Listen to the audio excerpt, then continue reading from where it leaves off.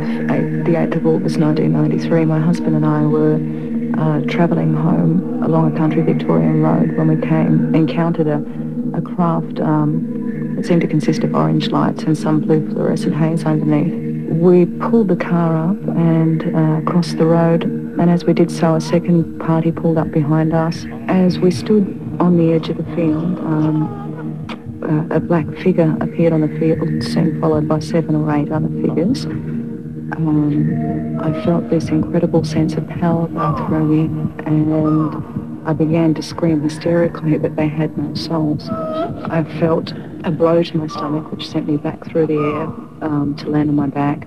I continued to go on hysterically and eventually called on the name of God and found myself back in the car again. When we arrived home that morning, I discovered a red triangular mark beneath my navel, and I'd also begun to bleed and was hospitalised with an infection in the womb 3.5 weeks later. Yeah, it's cost me my marriage, it's cost me my privacy. Financially, it's just about killed me, and basically my whole life has fallen to pieces.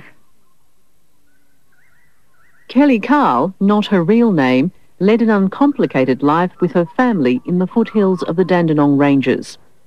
Her encounter is one of Australia's most interesting cases because there has been independent corroboration.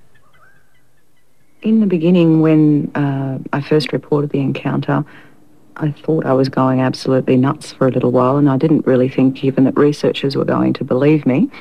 But it wasn't until the second party came forward that this was basically relieved, because they had come forward with the same story and taken researchers to the same location. When I heard about it, I dismissed it as these must be some new form of psychosis. Anybody that takes this seriously must be suffering from some sort of strange aberration himself.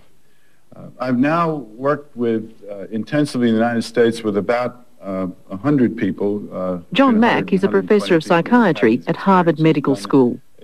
Like most of us, he responded with disbelief to stories of alien abductions. But that changed. These people were talking about something that, from their perspective, had happened, and they talked about it quite appropriately. And they didn't want it to be so. They would become very upset when they would hear that other people had the same experiences, because that would mean that this was probably real, because you don't have the same experience as somebody else down to minute detail unless you're being encountered by the same phenomenon. I believe that, on the whole, mental health professionals are not prepared to look at this. It took John Mack more than 2 years to go public. Believing their stories has compromised his career. Colleagues warned he should have found a psychiatric reason for what people told him. But Mack took the risky road. He now travels the world addressing seminars like this one, organised by the Australian Transpersonal Association.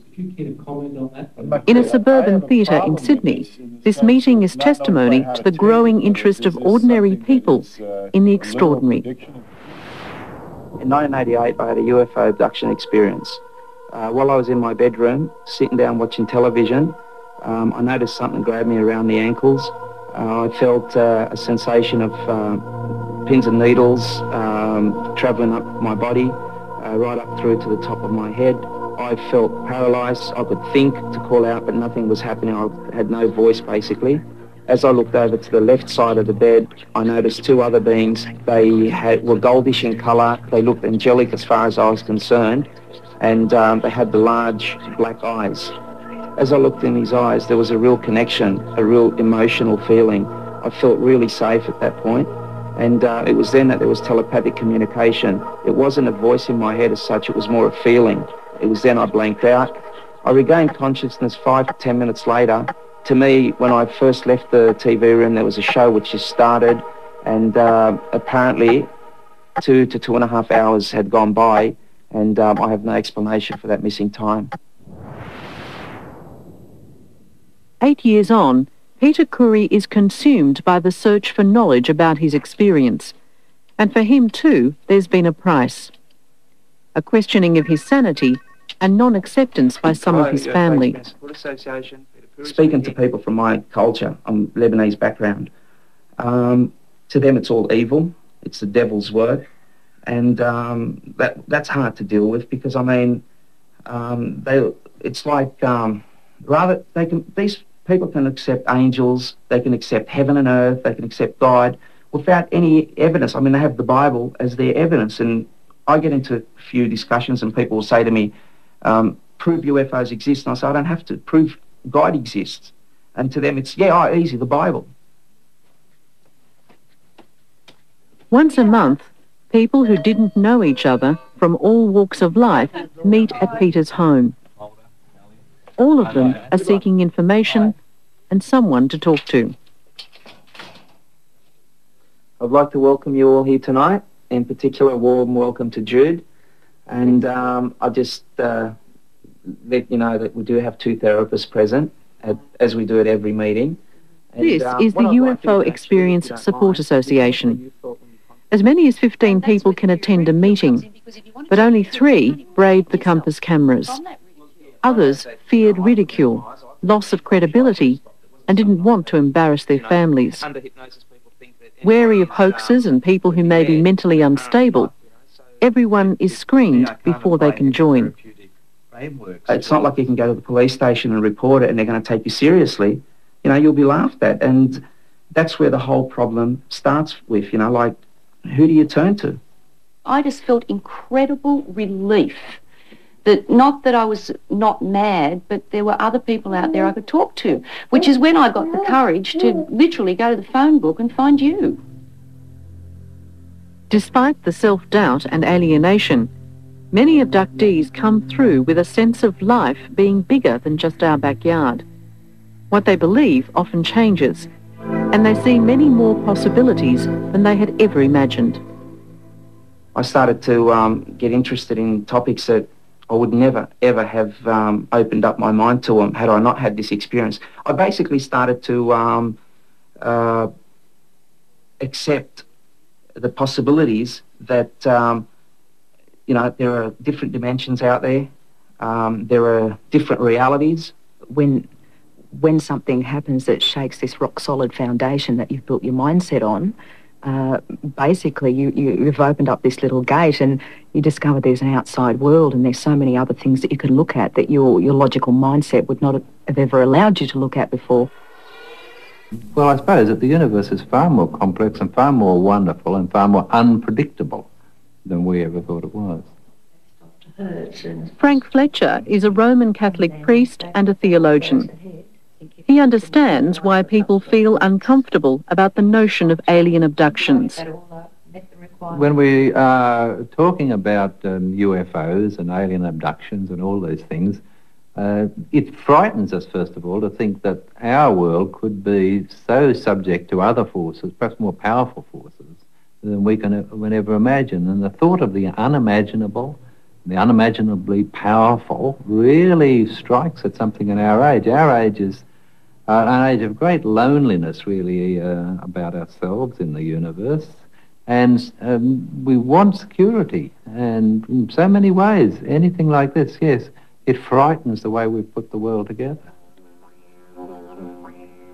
Indigenous cultures around the world have long spoken of entities from other planets and other worlds. This isn't new to them, nor, it seems, half as frightening. Frank Fletcher's work in Aboriginal ministry in the Sydney suburb of Erskineville has shown him that the Western perspective isn't the only right one. We've had the notion that we know how things are. Then we dismiss the Eastern people, we dismiss the Indigenous people as having lived in a kind of a world of fables and foolishness. But they have much more a cosmic sense. They have much more sense that the physical and the spiritual interpenetrate. And the Aboriginal people, for example, with whom I live, they'll talk a lot about the traditional people and astral travel, the sense that they could be in other places, that they travel in consciousness and go to other places. But they talk about that very regularly. And we have to admit, if we get to know them at all, They're again talking about a real experience, or something real for them. Whether extraterrestrial life is real in our physical world or not is yet to be proved. What the possibility opens us up to as human beings is immense.